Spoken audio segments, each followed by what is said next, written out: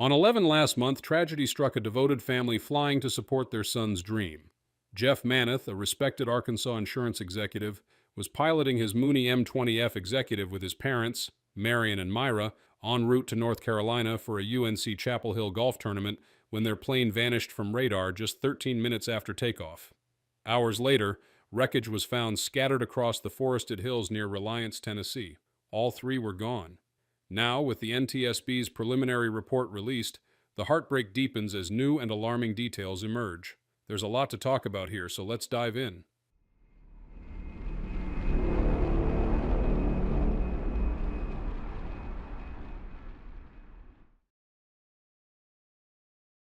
On board the doomed Mooney M20F that day were three members of the Maneth family. At the controls was Jeff Maneth, a seasoned private pilot and a prominent figure in the Arkansas insurance industry. As president of Anderson Frazier Insurance and a rising leader in the field, Jeff was widely respected, having served as past president of the Emerging Leaders of Big I and recently named president-elect of the influential Big I Association. His peers once honored him as Arkansas's Independent Insurance Young Agent of the Year, a testament not just to his skill, but to the integrity and energy he brought to every role he took on. Flying with him were his parents, Marion and Myra Maneth. The three had taken to the skies for a purpose close to their hearts, to cheer on Jeff's son, Carter Maneth, during a golf tournament at the University of North Carolina at Chapel Hill. The flight departed from Chattanooga's Lovell Field at approximately 1:45 p.m. under IFR conditions, bound for Burlington-Alamance Regional Airport in North Carolina. The Mooney M20F executive, a high-performance single-engine aircraft built in 1976, was registered to Clear Air LLC and piloted by Jeff Maneth. According to preliminary NTSB data, the aircraft followed a northeast trajectory, heading toward the rugged terrain of the Ocoee-Cherokee National Forest, a region known for its challenging weather patterns and mountainous landscape. Roughly 13 minutes into the flight, radar contact was lost. At 2:01 p.m., an alert notice was issued, initiating a search effort. The wreckage was discovered about 2 hours later, located approximately 38 nautical miles northeast of Chattanooga in the heavily forested hills near Reliance, Tennessee, at an elevation of 1,760 feet MSL. The crash site presented a grim picture, debris scattered across a 60 by 30-foot area, with the fuselage and cockpit area severely fragmented. The left wing had detached at the root and rested a few feet from the fuselage, while the right wing was found lodged against a tree. The elevators had separated entirely and were torn into multiple sections, one of them found nearly 400 feet from the main wreckage. Notably, there was no post-impact fire, suggesting a violent, high-energy impact, but possibly under power.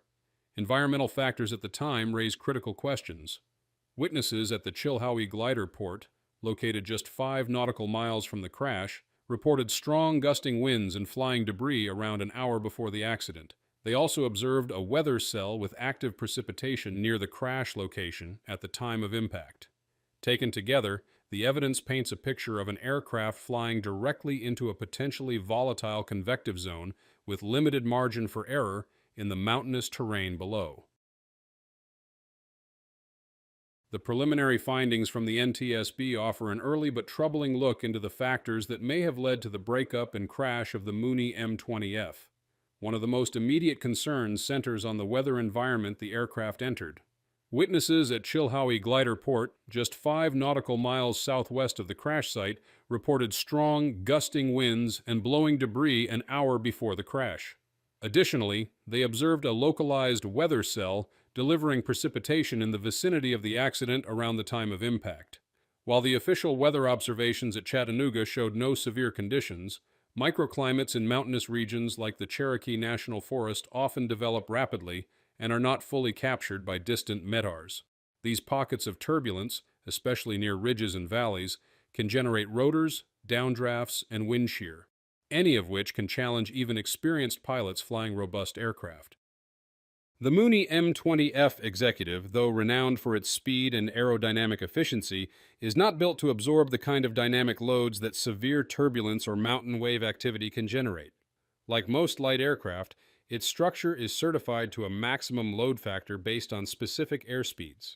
In turbulent conditions, pilots are trained to slow the aircraft to a designated maneuvering speed, in the M20F case, typically around 132 knots depending on weight.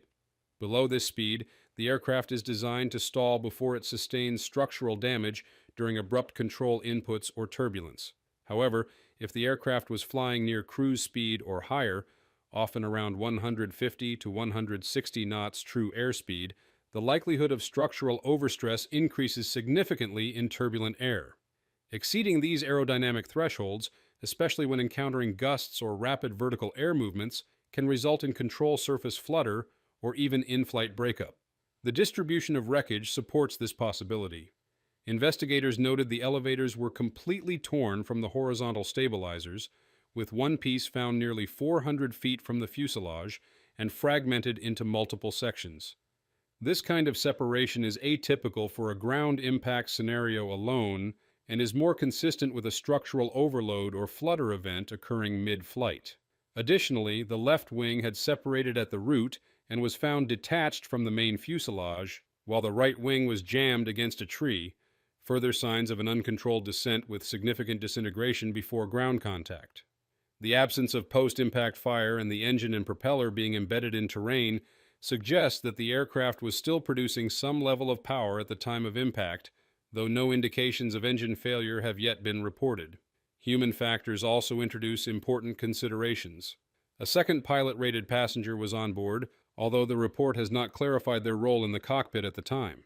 This raises potential concerns regarding crew resource management, especially if turbulence or disorientation occurred suddenly. In dual-pilot scenarios without clearly defined roles, even experienced aviators can face critical moments of indecision or conflicting inputs. Without voice or flight data recorders, it may be difficult to determine exactly who was flying the aircraft when the situation deteriorated. Finally, the decision to follow a direct route into a terrain-rich region during unstable weather conditions will likely remain a central focus of the investigation.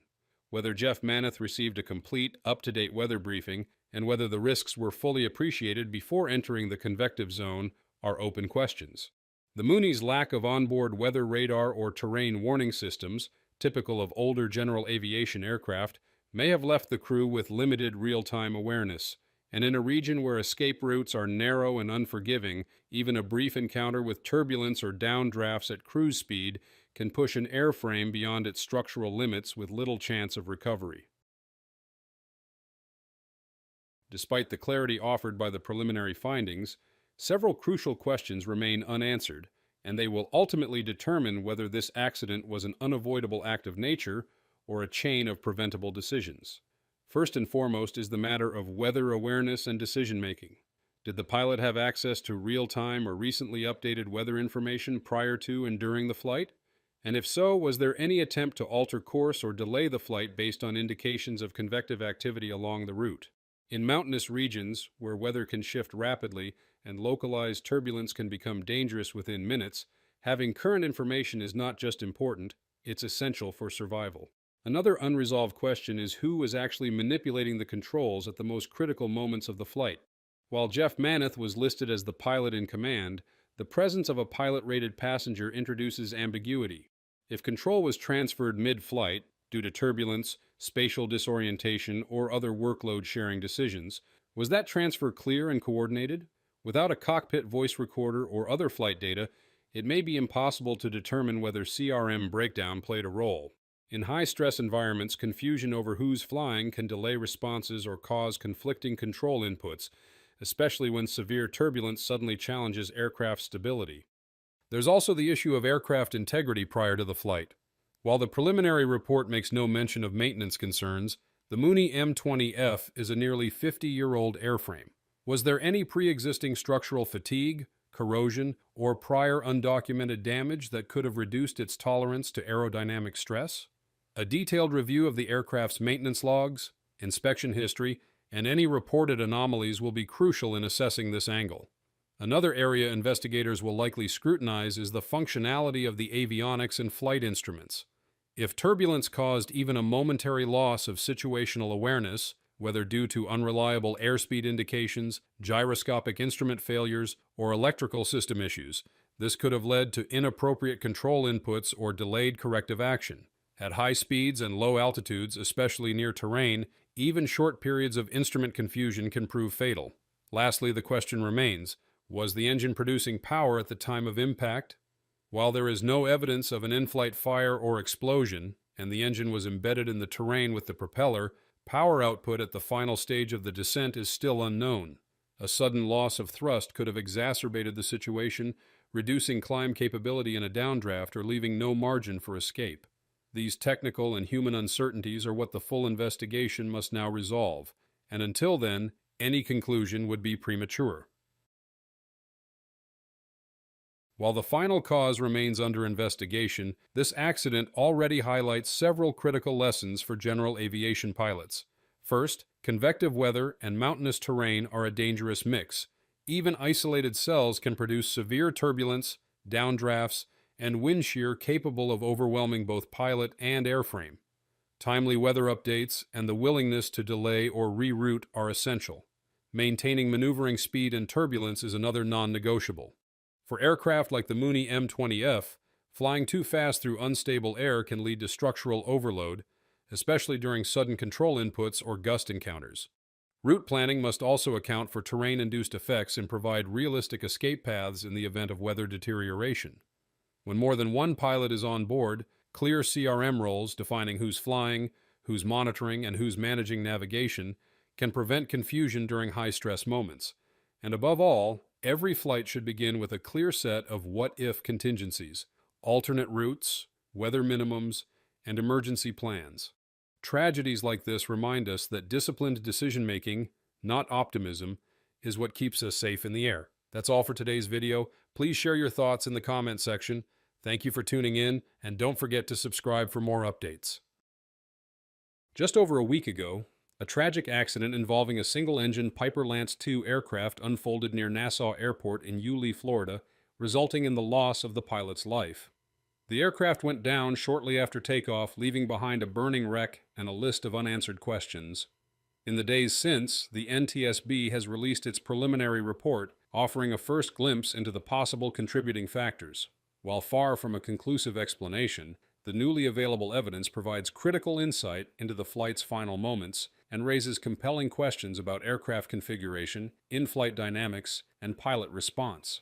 Now let's unpack everything to see what might have gone wrong.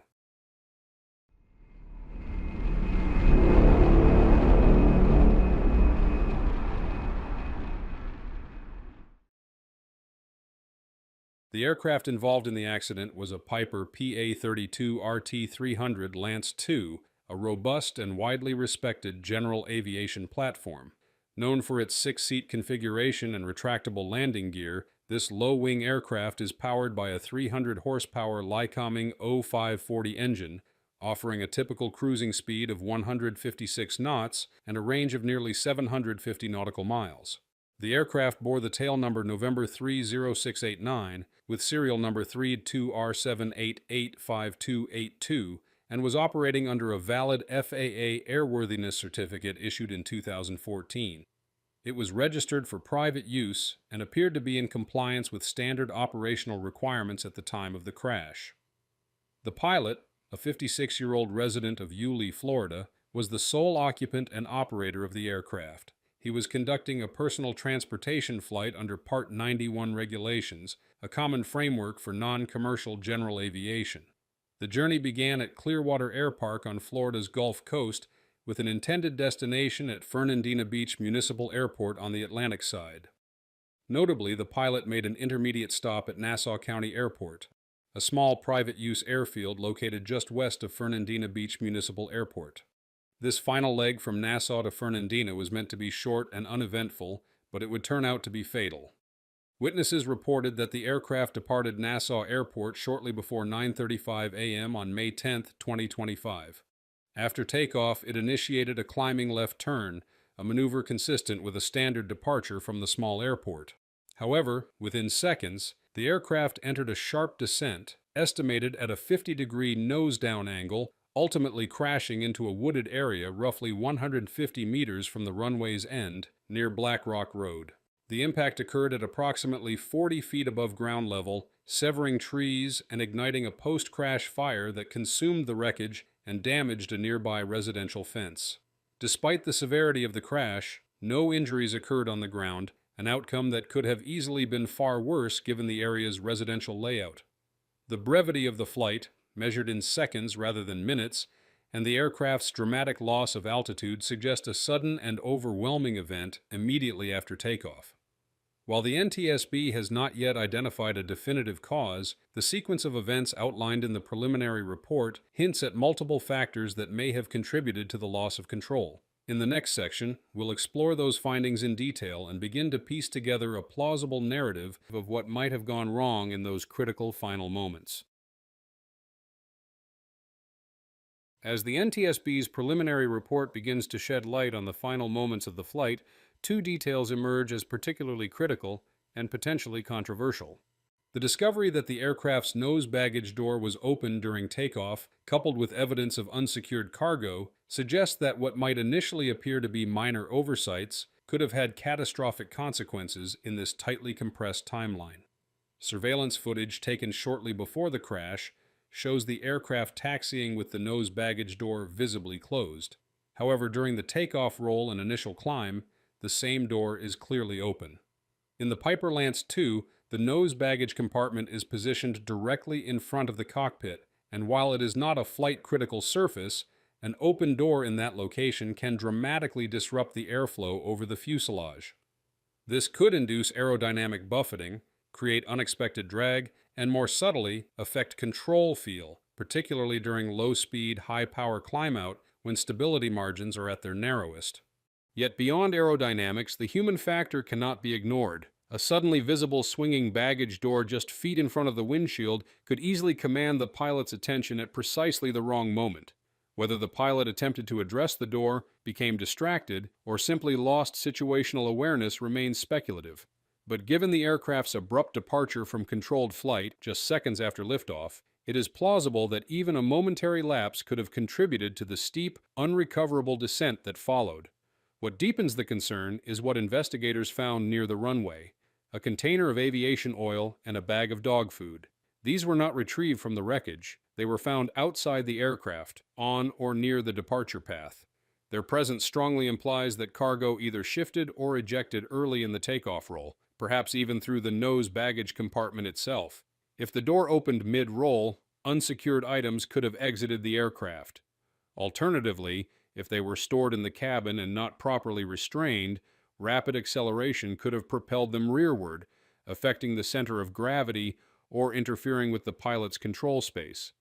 This is where the concern becomes especially acute. In an aircraft like the Lance 2, load balance is a delicate equation.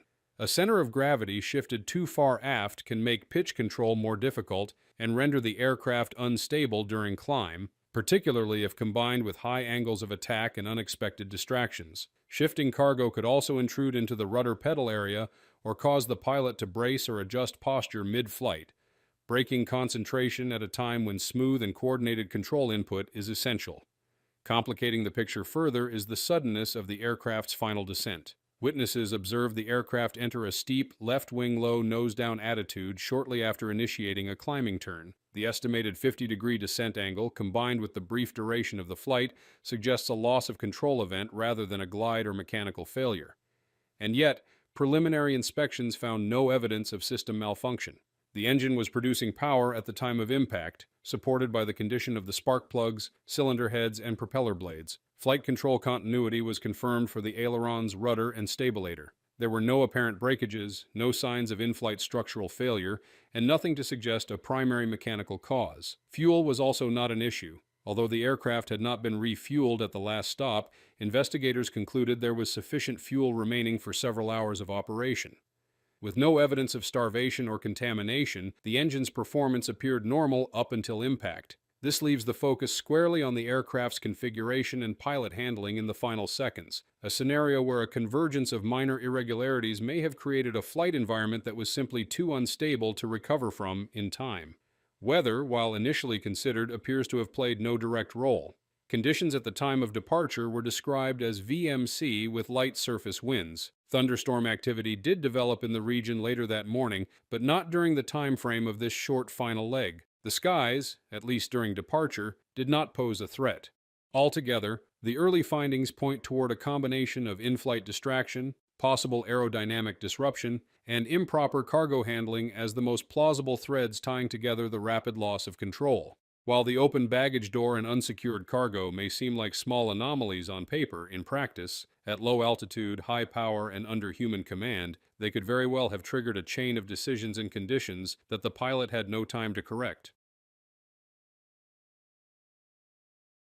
With the initial facts on the table, several pressing questions now define the direction of the ongoing investigation. At the center of inquiry is the baggage door anomaly, specifically whether it was properly latched before departure or if a mechanical issue caused it to open mid-roll. Clarifying whether this was a procedural lapse or equipment failure is essential to understanding how such a disruption occurred during one of the most critical phases of flight. Closely tied to that is the question of cargo handling. The items found outside the wreckage point to unsecured or improperly stowed cargo, but key uncertainties remain. Where exactly were these items placed, and how might their movement have affected the aircraft's balance? Investigators must determine whether shifting weight contributed to instability or if unsecured baggage interfered with the pilot's control environment. Another layer involves the pilot's response. Was he aware of the baggage door opening? If so, did his reaction contribute to a breakdown in aircraft control? Without cockpit recordings, only detailed trajectory reconstruction, possibly through NTSB or radar data, can help clarify whether there were signs of abrupt control input or deviation from expected flight behavior. Finally, the investigation must examine any maintenance history tied to the baggage latch or airframe integrity. If prior issues were documented, it could point to a systemic problem that went unresolved. In short, while the preliminary findings point toward a likely combination of distraction and in-flight instability, the key now lies in answering these unresolved questions with hard evidence. So, from what we know so far, the most important key takeaway for now is probably the role that seemingly minor oversights, like an unsecured baggage door or loose cargo, can play in triggering a catastrophic outcome, especially during takeoff when the aircraft is most vulnerable. While the engine and flight controls showed no signs of mechanical failure, the early evidence suggests a combination of aerodynamic disruption, pilot distraction, and possible loading imbalance. These aren't just checkboxes on a safety list, they're critical variables that can quickly converge into a loss of control scenario, even for experienced pilots. The NTSB still has much work to do, but this preliminary snapshot already offers a sobering reminder. In general aviation, small details often determine survival. That's all for today's video. Please share your thoughts in the comment section. Thank you for tuning in, and don't forget to subscribe for more updates.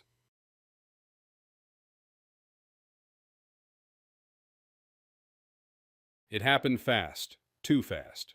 On March 14th, just 3 minutes after takeoff, a Beechcraft A-36 Bonanza plunged from the sky outside Greenville, North Carolina, killing both occupants on board. The pilot, a seasoned dentist and experienced aviator, had just departed on a humanitarian mission when something went terribly wrong. Now, with the NTSB's preliminary report in hand, the early data points to a sudden and violent loss of control in instrument conditions. There are no clear answers yet, but the report offers critical clues. This isn't just about one tragic flight, it's about how quickly things can unravel and what every pilot needs to pay attention to when flying IFR into low ceilings with complex systems. Let's break down to and what we know so far.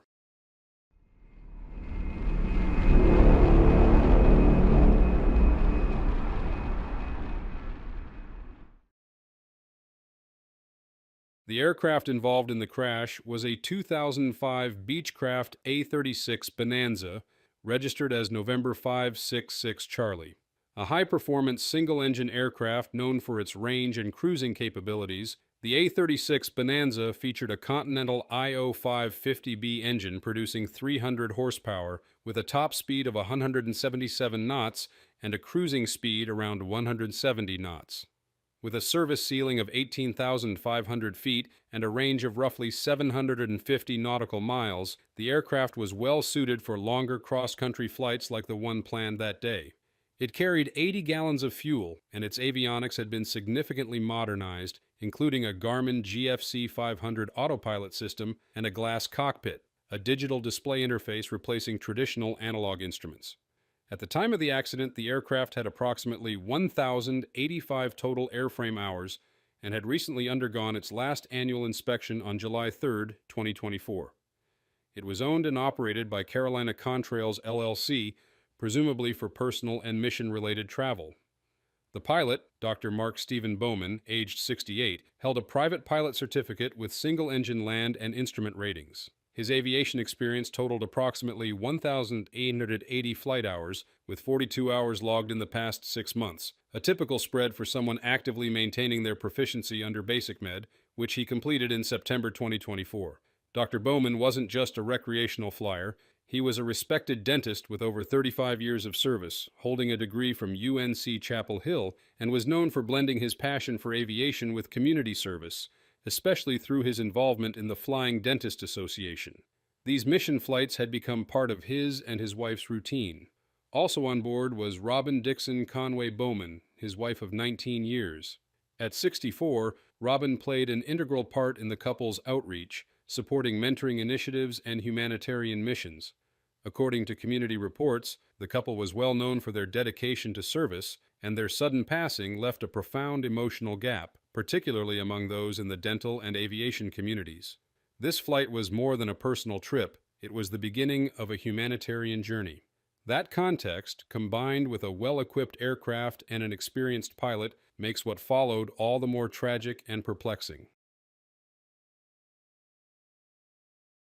The accident flight began as a planned IFR personal flight under Part 91, departing from Pitt Greenville Airport at 7:46 a.m. EDT on March 14, 2025. The intended destination was Vero Beach Regional Airport in Florida, serving as the first leg of a longer journey to the Dominican Republic for a dental mission. Given the overcast conditions and low cloud ceiling, the decision to file under IFR was prudent, and the pilot followed proper clearance procedures. But within just 2 minutes, the flight profile became unstable. Initial radar data shows that the aircraft climbed to 1,050 feet MSL at 7:48:12, flying westward on a heading of 270 degrees at 109 knots, a normal early phase climb-out. However, what follows is where things diverge sharply from standard flight profiles. By 7:48:23, only 11 seconds later, the aircraft had descended to 700 feet MSL, accelerated to 130 knots, and reversed course to a 050 heading. This sudden descent and directional change, both in such a short time span, suggest either a loss of situational awareness, mechanical irregularity, or automation surprise, a situation where the pilot may have lost track of what the autopilot was doing or disengaged it abruptly. The final radar return captured the aircraft at just 275 feet above ground, descending at a staggering 3,648 feet per minute, tracking at 132 knots. These parameters indicate a catastrophic and unrecoverable trajectory, one that gave the pilot no meaningful margin for error or reaction. The sequence of events observed by a ground witness supports this. They reported the airplane exiting the cloud base, consistent with the 500-foot overcast ceiling, and entering a full 360-degree roll to the right. That alone is highly unusual in this context, particularly during climb-out in IFR. It's not a maneuver, it's a potential sign of loss of control. The aircraft momentarily stabilized before initiating another roll, this time cut short by ground impact midway through the rotation. The impact site paints a grim picture. The aircraft struck a parked flatbed trailer and adjacent gravel lot, impacting at a steep angle. The right wingtip fuel tank was the initial point of contact, punching through the trailer. The engine and propeller assembly was driven into a 3-foot crater, evidence of the vertical energy during impact. The debris field extended approximately 80 feet, with major components like the aft cabin, left wing, and empennage found scattered and inverted. What's particularly notable is the lack of post-impact fire. That absence narrows the scope of in-flight failures and fuel-related issues, but it also means investigators have less evidence from burn patterns to work with. Weather, as documented at 7:30, confirmed overcast clouds at 500 feet AGL, visibility of 10 statute miles, and calm winds. While visibility was good horizontally, the low ceiling forced the aircraft into clouds within seconds after takeoff, a critical factor. Departing directly into IMC, Instrument Meteorological Conditions, is inherently high risk, especially if any system fails or if the pilot becomes even briefly spatially disoriented. The mission purpose, a humanitarian trip, adds emotional weight to the loss. But from an analytical standpoint, this crash underscores how multiple variables can converge during a critical flight phase: IFR departure, low ceiling, possible autopilot misbehavior or confusion, and an aggressive, disorienting flight path, ending in disaster in under 3 minutes. What stands out in this case is the rapidity and violence of the sequence. This wasn't a slow systems degradation. It was a sharp terminal descent that appeared sudden, chaotic, and beyond recovery. As investigators examine the crash of N566C, the early findings reveal a troubling convergence of factors, none of which on their own appear definitive, but when layered together may have overwhelmed the pilot within minutes of departure. While the final report is still pending, the preliminary evidence already surfaces critical patterns that offer valuable lessons for the wider pilot community, particularly those operating in IMC with complex avionics. One of the most jarring details is how quickly the flight profile destabilized. Just 11 seconds after reaching 1,050 feet, the aircraft descended 350 feet, accelerated, and changed direction. This kind of maneuver in the first moments of an IFR climb-out raises obvious concerns. Was it triggered by a misconfigured autopilot mode? Was the pilot reacting to something unexpected, such as a power fluctuation or a perceived control issue? Or was this a case of spatial disorientation setting in just as the aircraft entered cloud cover? The witness account of the aircraft performing a complete roll and then entering a second, unfinished one before impact only adds to the uncertainty. It strongly suggests a loss of control, but how that unfolded remains unclear. Could it have been the result of an overcorrection during a recovery attempt? Or was the pilot already disoriented by the time the aircraft emerged from the clouds? Weather conditions likely played a crucial role. A 500-foot overcast ceiling meant that within seconds of liftoff, the pilot was flying blind, relying solely on instruments. For any pilot, even one with an instrument rating and recent flight time like Dr. Bowman, this transition is among the most demanding in general aviation. Any minor confusion about system behavior, flight mode, or instrument interpretation can escalate rapidly in IMC. The workload is intense, and there's virtually no margin for misjudgment. This brings us to the aircraft's automation system. The Garmin GFC 500 autopilot, while modern and capable, introduces its own set of risks if not properly configured or understood. A disengagement at low altitude, whether manual or automatic, could result in a moment of automation surprise, where the pilot suddenly has to assume manual control without full situational awareness. The question remains, was the autopilot doing what the pilot expected? And if not, how quickly was that realized? Mechanical factors must also be considered. Investigators were unable to establish complete flight control continuity due to the fragmented wreckage, though several cables showed signs of tensile overload, possibly from aerodynamic stress during the descent. It's unknown whether control surfaces failed before the loss of control or simply as a result of the crash sequence. The fuel selector, found between detents and rotated past the right tank setting, is another unexplained variable. While this could have been the result of post-impact forces, it raises questions about cockpit configuration. Was it mispositioned at the time of departure? Could it have contributed to engine hesitation, further disorienting the pilot in IMC? Similarly, the condition of the restraint systems, several found frayed or unbuckled, points to potential issues in cabin readiness or maintenance standards. Taken together, these findings sketch a scenario in which multiple hazards converge during a high-stress, low-altitude phase of flight. It's precisely in these moments that a pilot's workload is highest and the time to respond is shortest. From a safety standpoint, this accident reinforces several key lessons. First, IFR departures under low ceilings demand heightened preparation and mental clarity. Pilots must be fully briefed on their departure procedures, aircraft configuration, and automation settings before throttle up. There is no time for troubleshooting at 500 feet in the clouds. Trusting the instruments, scanning consistently, and anticipating workload spikes are critical. Second, automation is only helpful when its behavior is predictable and understood.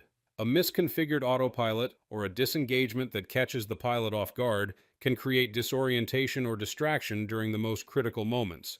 Pilots must verify that their systems are engaged in the correct modes and maintain an active mental model of what those systems are doing at all times. Finally, this accident underscores the importance of attention to small details, fuel selector positions, seatbelt conditions, system readiness, because any one of these, if overlooked, can become a catalyst in a broader emergency. Thorough pre-flight inspections, especially on longer missions or when carrying passengers, are non-negotiable. Though many questions remain, the early data already makes one thing clear. In general aviation, particularly under IFR conditions, the smallest misstep can escalate with frightening speed. The tragedy of N566C is not just about a crash, it's a cautionary example of how thin the safety margin can become when complexity, weather, and workload collide. That's all for today's video. Please share your thoughts in the comment section. Thank you for tuning in, and don't forget to subscribe for more updates.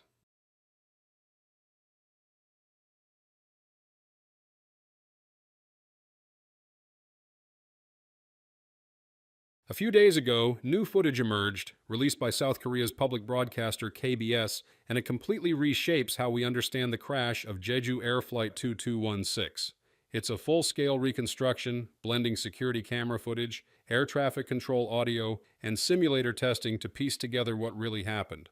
Actually, a few months ago, we had a video covering the preliminary report of this accident. You can take a look for a fuller picture. The link will be in the description below. And about the new footage, what it reveals is stunning. A bird strike captured on camera, a desperate return attempt, and a crash landing with no gear or flaps. In this video, we'll break it all down, from the moment things unraveled to the questions that still remain unanswered. Let's dive in.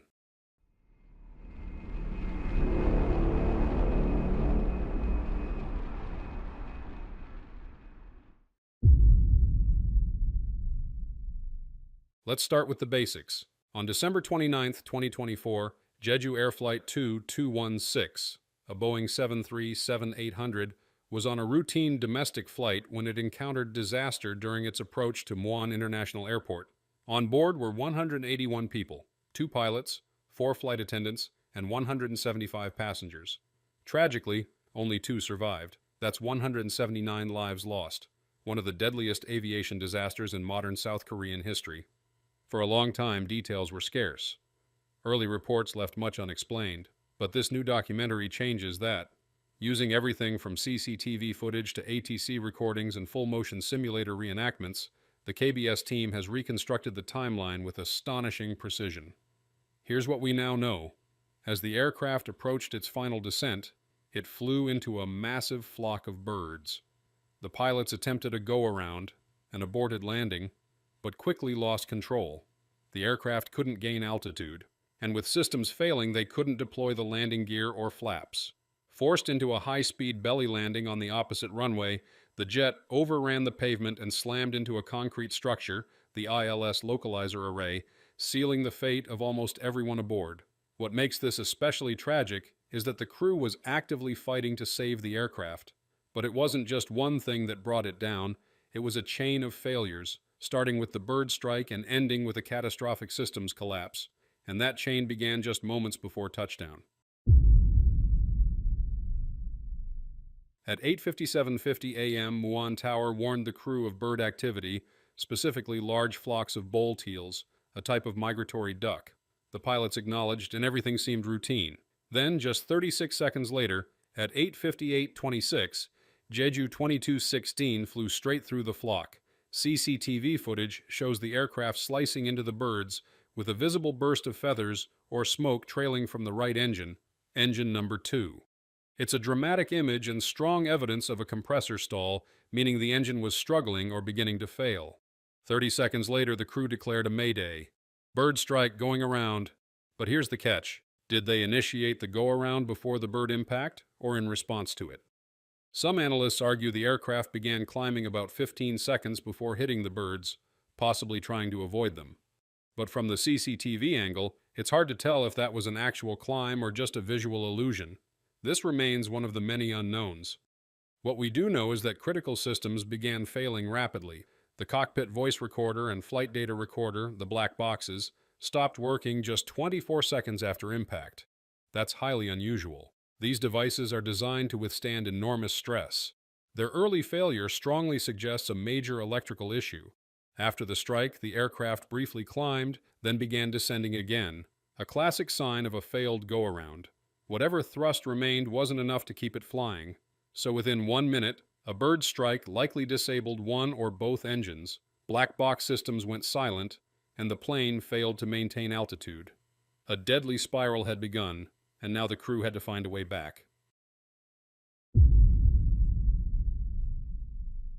This is where you feel the pressure mounting. With a damaged plane and failing systems, the crew had to make split-second decisions. At 8:59:34, the pilots requested a left turn to circle back and land on runway 01, their original approach. But less than a minute later, at 9:21, they changed course, asking for a right turn instead. That switch likely meant they realized they didn't have the altitude or energy to make the longer left-hand loop.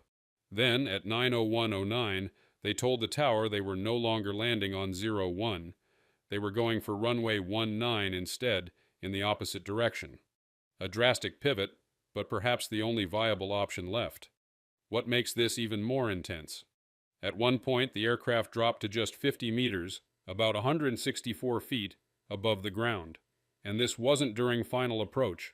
This was mid-turn, in a wounded jet, barely hanging on. It's remarkable they kept it flying at all. Most of that lift likely came from engine number 2, still producing partial thrust, around 50 to 55%, according to simulator testing. That wasn't enough for a full recovery, but maybe just enough to get them back to the airfield and avoid crashing into the surrounding countryside. But they were flying blind, in a sense. Because of the system failures, the landing gear and flaps never deployed.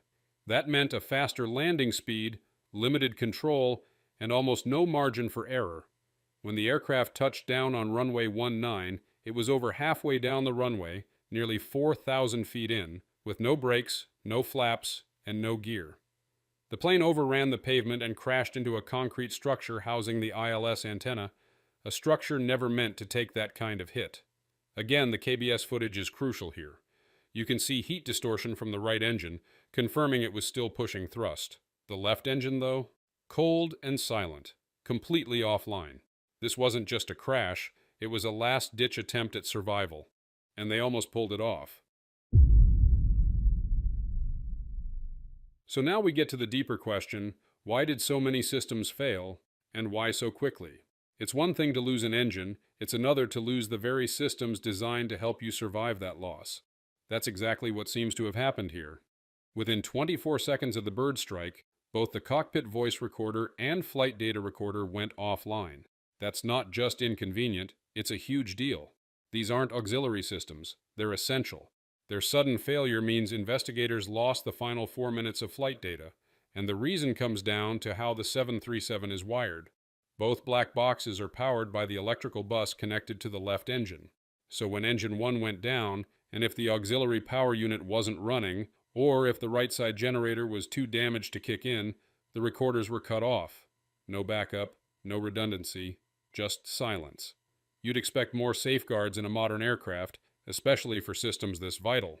But that's not where the vulnerabilities ended. The same electrical and hydraulic dependencies likely prevented the crew from deploying the landing gear or flaps. Those systems rely on engine-driven pumps and electrical backups.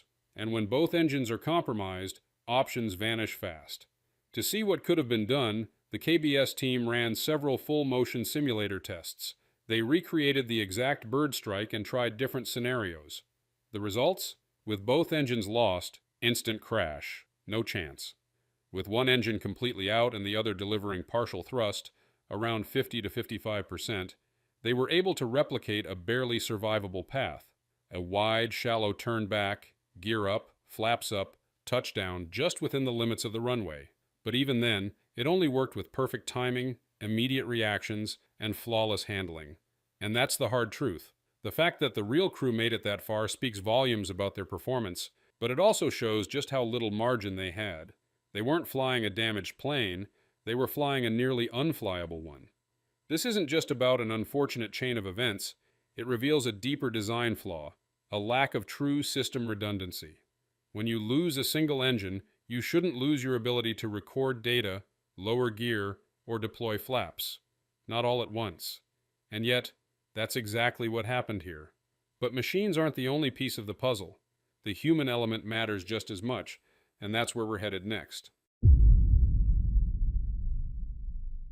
Now let's talk about the human side, the hardest part to understand and the most important to learn from.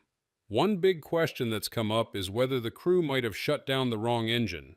We know the left engine, engine 1, was completely offline. But was that due to the bird strike, or was it a misjudgment in the chaos? There's a procedure for handling a severely damaged engine. It involves cutting off fuel flow fast. But when warnings are flashing, the aircraft is shaking, and you're dealing with compressor stalls, it's possible the wrong engine was shut down by mistake. To be clear, we don't know that happened. But it's a serious theory being explored by pilots and investigators. It's also possible both engines were hit and only the right one recovered enough to keep producing partial power. Without black box data, all we're left with are theories and fragments. Another mystery? The timing of the go-around. Did they initiate it before the strike, trying to avoid the birds, or was it a reaction afterward? The footage hints at a climb just seconds before impact, which could mean they were already taking evasive action. But again, without precise data, it's another known unknown. What we do know is this: the crew adapted. They tried a left turn, switched to a right, then committed to runway 19.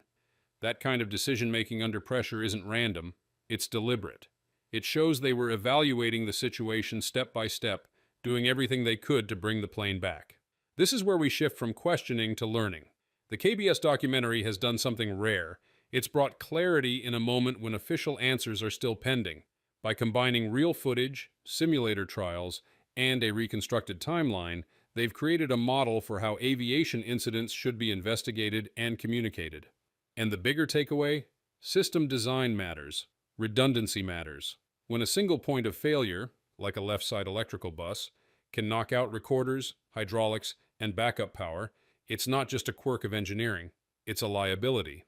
But beyond that, this crash reminds us that no amount of training can replace judgment under pressure. It's not just about flying skills, it's about how you think when everything is going wrong, how you adapt, how you communicate, how you lead.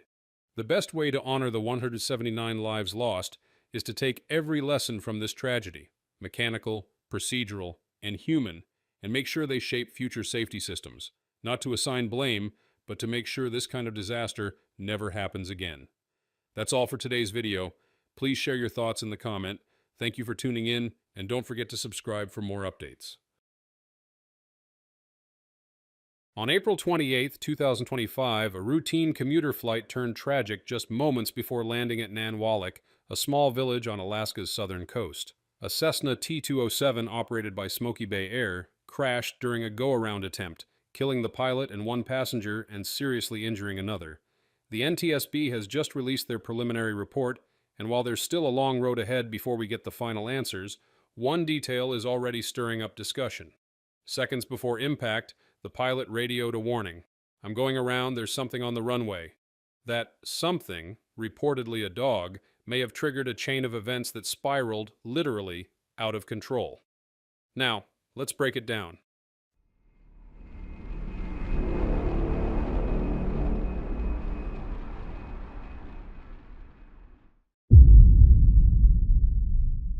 The aircraft involved in the crash was a Cessna T207 Turbo Skywagon, tail number N91025. It's a tough, turbocharged utility plane designed for rugged work, and it's a common sight in Alaska. Smoky Bay Air was operating this one on Flight 213, a scheduled commuter run from Homer to Nanwalek. On board, 2 passengers, the pilot, 40 gallons of fuel, nearly 530 pounds of combined baggage and mail, pretty typical for this kind of flight. The pilot, 48-year-old Daniel Bunker, was highly experienced and well-respected around Kachemak Bay. He'd made a name for himself not just as a pilot, but as a member of the community, having worked in the local school district before flying full-time. People knew him, they trusted him, and when someone like that goes down, it's not just a loss in the logbook, it's a loss that ripples through the community. One of the passengers was Jenny Irene Miller, 37, an Inupiaq artist and photographer from Nome. She had a Master of Fine Arts degree in photography and was deeply involved in cultural education. She was flying to Nanwalek for an Artist in Schools program, bringing creative outreach to rural classrooms. Her death was both personal and cultural, a life cut short in service of something meaningful. There was one survivor, a male passenger who hasn't been publicly identified yet. He was seriously injured but alive, and he's already spoken with investigators. His account of what happened in those last few seconds is helping to shape the early understanding of the crash. So with a seasoned pilot, a small passenger load, and clear weather, this should have been a routine hop across the bay. But as we'll see, routine doesn't mean predictable.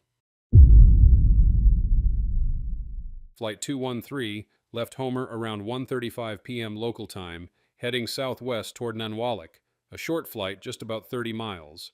The route follows the coast and crosses Kachemak Bay, and for a Part 135 operator like Smoky Bay Air, this is well-worn territory. Everything looked normal as the plane approached Nanwalek. NTSB data shows it lined up for runway 19 approaching from the north, right over the village. But in the last moments of the approach, something changed. The aircraft drifted slightly to the right of the runway center line, and then came a radio call from the pilot. "I'm going around, there's something on the runway." That transmission was picked up by another Smoky Bay pilot flying in just a few miles behind. At the same time, several people on the ground said they saw it too. A dog had run out onto the runway. Right after that go-around call, witnesses saw the aircraft bank hard left. Not a gradual turn, something much sharper, almost abrupt. The plane entered a spiral and crashed into the beach about 350 feet short of the runway threshold. The damage tells its own story. The left wing was nearly torn off, the fuselage showed signs of rotation, and the propeller had classic power-on impact damage. The flaps were still fully down, suggesting the plane was still in landing configuration. So this wasn't an engine failure or a long, drawn-out emergency, it was something sudden and violent right after the go-around. And here's the thing, the weather was fine. Clear skies, light gusty winds, and good visibility, the kind of day you'd want to be flying in. Which means we're not looking at weather or mechanical failure here, we're looking at something else, something that started the moment that dog showed up on the runway, and that's where we'll go next. Because what may seem like a small detail, a dog on a remote strip, could have been the moment that pushed this flight past the point of no return. So let's talk about the one thing that changed everything, the dog on the runway. Multiple witnesses, including another Smoky Bay pilot flying in just behind, confirmed what the accident pilot radioed. "I'm going around, there's something on the runway." And that something was a dog. It was on runway 19, right as the Cessna was on final, maybe just 100 feet off the ground. Now here's the thing. A go-around in itself isn't unusual. Pilots are trained to do them. Sometimes it's poor alignment, gusty wind, unstable approach, you name it. But when you're flying a short final into a tight little strip like Nanwalek, and suddenly there's a dog, or anything, on the runway, that's a different kind of decision. You don't have time to plan it out. It's a startle response situation. This is one of the most dangerous scenarios in aviation. Something unexpected happens at low altitude during a critical phase of flight. The pilot has to react instantly, but there's no room, literally or mentally, for error. In this case, the reaction was to push in the power and go around. But almost immediately, the airplane entered a steep left bank and spiraled into the ground. It raises some tough questions. Was it just the surprise? Did the pilot over-control in the moment? Did the aircraft stall during the turn? All of those are possible, and they're not mutually exclusive. But let's zoom out a bit. Why was the dog there in the first place? This is one of the real challenges of operating out of remote village airports. Many of these strips aren't fenced, and wildlife, especially dogs, can and do wander across runways. In places like Nanwalek, that's not rare. And it raises a bigger safety concern that the NTSB will definitely look into. Was this a one-off event or part of a pattern? For pilots, though, the reality is harsh. You can't control what's on the runway when you're 100 feet off the deck. So the only thing you can control is how you respond. Here's the critical piece. In a situation like this, especially at low altitude, the pilot's first job is to fly the airplane first. That might sound basic, but it's easy to forget when your brain is racing to avoid an animal, a person, or some other sudden hazard. The instinct is to get away from the obstacle as quickly as possible. But in doing so, adding power, turning sharply, changing configuration, it's easy to get behind the airplane, especially in something like a T207, which doesn't have great low-speed handling to begin with. So what should a pilot prioritize? Stability, controlled pitch and bank, avoiding aggressive maneuvers, smoothly applying power and climbing away with coordinated control. If there's an obstacle and you're forced to go around, especially low and slow, you have to treat the airplane like it's on the edge of a stall, because it probably is. If you turn too steep, you bleed off your airspeed. If you're not coordinated, you risk a stall spin. It's a razor-thin margin, especially in a go-around you didn't plan for. There's also a training angle here. We talk a lot about go-around practice in training, but how often are we simulating low-altitude go-arounds under pressure?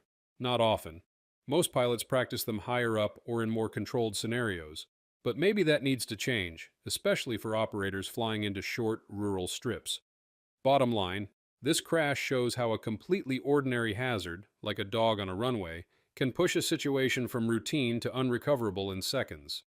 It's a stark reminder that even experienced pilots aren't immune to sudden threats, and that our best defense isn't just skill, it's discipline in the moment when it matters most.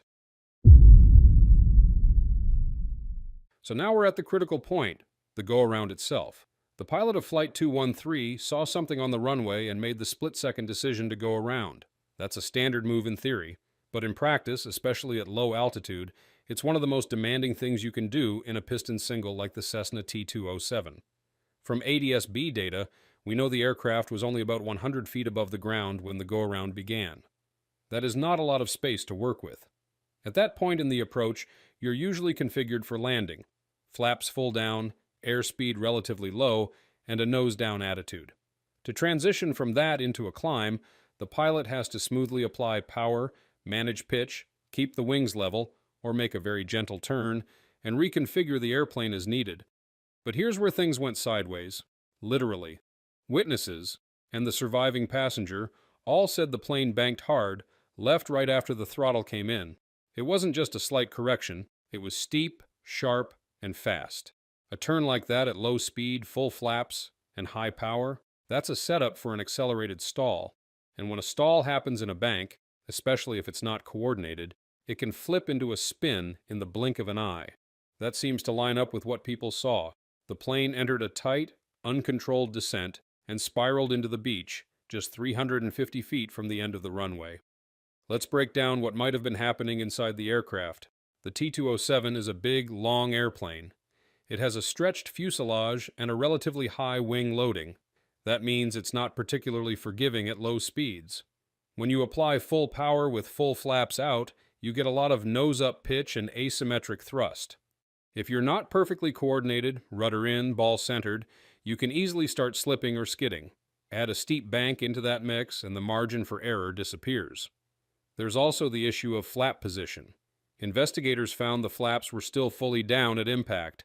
That suggests the pilot never got the chance or didn't have the time to start retracting them, and that matters. With full flaps out, the drag is enormous, and your stall speed increases dramatically when you bank. So if the pilot pitched up too aggressively or banked too steeply without cleaning up the configuration, it would have been really easy to lose lift and stall the wing. It's important to say again, there's no indication the engine failed. The propeller showed rotational damage, which means the engine was producing power when the aircraft hit.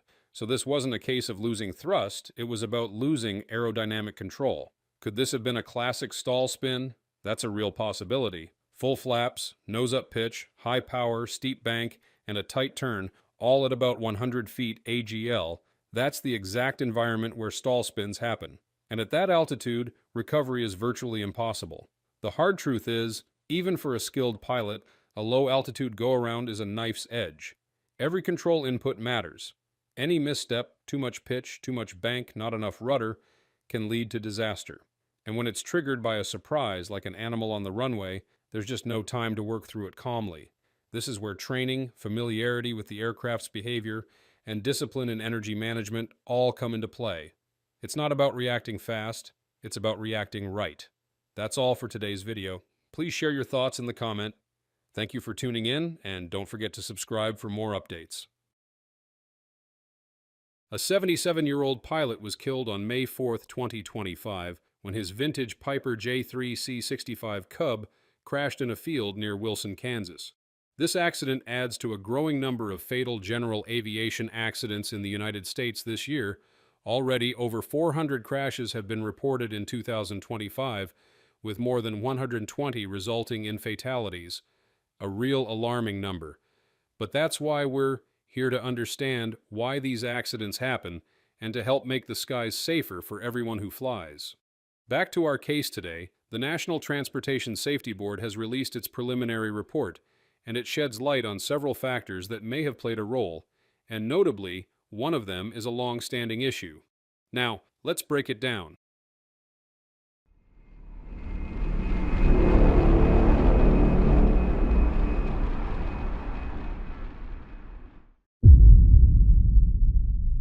The flight that ended in tragedy began as a leisurely outing between two friends. They had taken off separately from Eck Field, a small airstrip in Goddard, Kansas, each piloting their own aircraft.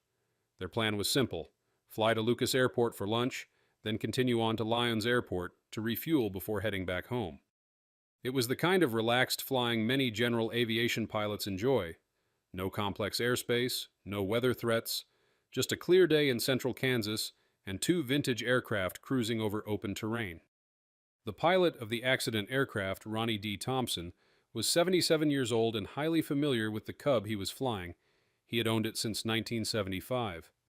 Over the decades, he would have developed a deep understanding of the airplane's quirks, strengths, and limits.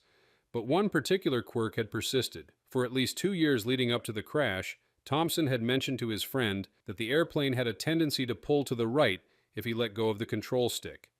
To keep it flying straight, he needed to maintain constant left pressure.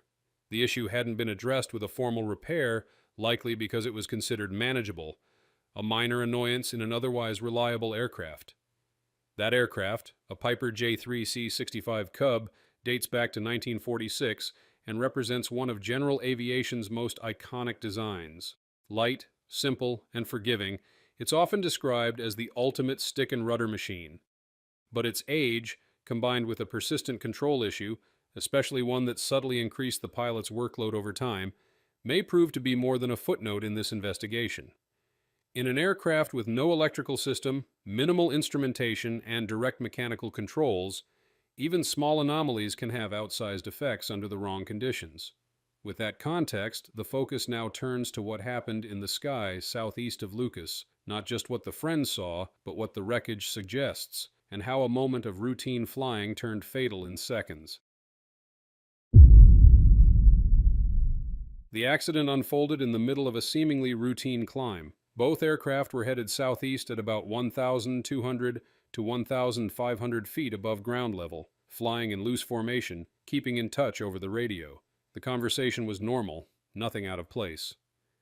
Then, without warning, the Cub banked sharply to the right and dropped into a nose-low attitude. The descent steepened rapidly until the aircraft plunged nearly straight into the ground. No distress call came from the pilot, just silence, followed by impact. The crash site was in an open, grassy field about 17 nautical miles southeast of Lucas Airport. Wreckage analysis paints a grim picture. The first point of contact was the right wingtip, which left a fabric-covered fragment embedded in the soil. From there, debris stretched roughly 45 feet across the terrain, aligned in a westward direction. The aircraft's engine, propeller hub, and crushed header fuel tank were found about 25 feet beyond that initial mark. The main fuselage, wings, and tail surfaces came to rest inverted, roughly 20 feet farther along. The layout of the scene confirms a steep, high-energy impact. Among the most significant observations was the condition of the fuel system. The header fuel tank, located near the engine and a key component of the Cub's gravity-fed fuel design, was both breached and empty. While pre-flight checks at Lucas reportedly indicated adequate fuel, the absence of any remaining fuel in the tank at the crash site raises questions about how the aircraft was being fed in those final minutes. Was the tank drained from the impact alone, or was the fuel supply already compromised during flight?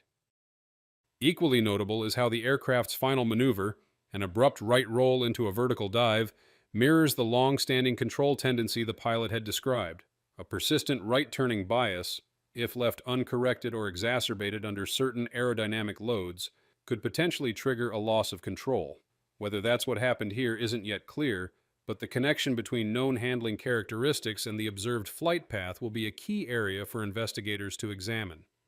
The wreckage has been retained for further analysis, and while these early facts don't tell the whole story, they do narrow the field of possibilities. What's left now is to understand how these pieces fit together, mechanically, aerodynamically, and human factors-wise. At this point in the investigation, there are more questions than answers, but several key findings from the preliminary report offer clues about what might have gone wrong and where investigators will likely focus their attention moving forward. First, weather conditions at the time of the accident were largely benign. Visibility was excellent, skies were clear, and there was no mention of turbulence or convective activity in the area. However, surface winds were reported at 11 knots with gusts up to 21, coming from the southeast. For a lightweight tail dragger like the Piper Cub, an aircraft that can be particularly sensitive to crosswinds and gusty conditions, those wind gusts could have introduced subtle but meaningful aerodynamic effects. Combine that with a known right-turning tendency, and it's easy to imagine a moment where even a small lapse in control input could have led to an unrecoverable bank or roll. That brings us to the control tendency itself. For at least 2 years prior to the crash, the pilot had been flying the aircraft with a noticeable right drift, which required constant left stick pressure to maintain level flight. That's not entirely unusual for older aircraft, especially those without sophisticated trim systems, but it is an important workload factor. In this case, that constant correction wasn't just a nuisance, it was compensating for a deeper imbalance in the aircraft's rigging or aerodynamics. If the pilot was momentarily distracted, or if the winds intensified at just the wrong moment, the aircraft could have quickly rolled further right than anticipated. In a Cub, with no electrical system and very limited instrumentation, there's no autopilot, no trim wheel, and no artificial horizon to help recover. It's all stick and rudder, and that means the margin for error can be razor thin. Then there's the question of fuel. The Cub's fuel system is gravity-fed, with a small header tank located just forward of the cockpit. At the crash site, that tank was found crushed and breached, but critically it was also completely empty. The pilot and his friend reportedly checked fuel before departing Lucas and believed it was sufficient to reach Lyons, but the absence of fuel at the impact site raises two possibilities. One, the tank was breached on impact and drained rapidly into the ground. That's plausible, especially if the impact tore open the seams. Two, the tank was already empty before the crash, suggesting a potential fuel starvation scenario. That would explain a sudden loss of power, and could have led to an aerodynamic stall if the pilot tried to stretch a glide or was caught off guard. Investigators will need to look closely at fuel line continuity, the integrity of the selector valves, if any, and whether any leaks or obstructions were present. Finally, the nature of the descent itself is telling. The aircraft didn't spiral down or drift off course. It abruptly rolled right, pitched nose down, and descended steeply, almost vertically. That points to a sudden and possibly unrecoverable loss of control. It's not yet clear whether that was due to aerodynamic overload, a mechanical failure, or even pilot incapacitation. The lack of a mayday call might suggest how quickly things deteriorated. In an aircraft with no electrical system and only basic radio communication, the pilot may not have had time, or even the presence of mind, to transmit anything before impact. With the basic facts established and a handful of concerning clues on the table, several important questions remain unanswered. Questions that will likely define the direction of the NTSB's final report. One major area to explore is the airframe's rigging and alignment. If the aircraft exhibited a persistent right-turning tendency, as reported, then a closer examination of wing incidents, aileron rigging, rudder cable tension, and even gear alignment is warranted. Was this simply a trim issue, or was there a deeper structural asymmetry? The NTSB's lab analysis of the control surfaces and cable continuity could reveal whether this flight characteristic was stable over time, or if something changed that day. Another focus should be pilot workload and cockpit ergonomics, especially in older aircraft where maintaining control requires constant physical input. Unlike modern aircraft equipped with trim tabs, autopilot, or feedback systems, the Cub demands continuous hands-on flying. If the pilot was managing charts, radio calls, turbulence, or even simple cockpit distractions, that added workload could have degraded response time. Investigators might review whether fatigue, age-related cognitive decline, or decision-making habits could have played a subtle role. Also unresolved is the pilot's response in the final moments. Why wasn't there an attempt at a mayday call or a recovery maneuver? Was the descent so sudden that no action was possible? Or was the pilot potentially incapacitated? Toxicology and autopsy results will be key here, helping rule in or out any sudden medical event. And then there's the question of fuel management strategy. While the report suggests the pilot believed he had enough fuel, what were the assumptions behind that conclusion? Did he verify quantity visually, or rely on time-based estimation? Did the Cub's header tank design mask low fuel until it was too late? These questions are especially important for vintage aircraft that lack modern gauges or warning systems. For pilots, especially those flying legacy aircraft, there are early takeaways already worth reflecting on. First, chronic but flyable quirks shouldn't be shrugged off. A drifting control surface or an out-of-trim condition might feel manageable until it combines with weather, distraction, or fatigue. Fixing minor issues while they're minor is not just preventative maintenance, it's risk mitigation. Second, fuel assumptions need to be backed by clear data, especially when dealing with simple fuel systems. Visual confirmation, knowledge of burn rates, and conservative margins are essential. Relying on "should be enough" doesn't cut it when your fuel tank holds only a few gallons and there's no gauge to warn you otherwise. Finally, this case is a sobering reminder of how quickly control can be lost, even in familiar airspace on a sunny day. The margin between routine and unrecoverable can be shockingly narrow, especially in low-inertia, lightly loaded aircraft. Flying relaxed doesn't mean letting your guard down. The final report will hopefully connect the dots. But already this accident points to a truth that applies across all of aviation. What seems minor on the ground can become major in the air.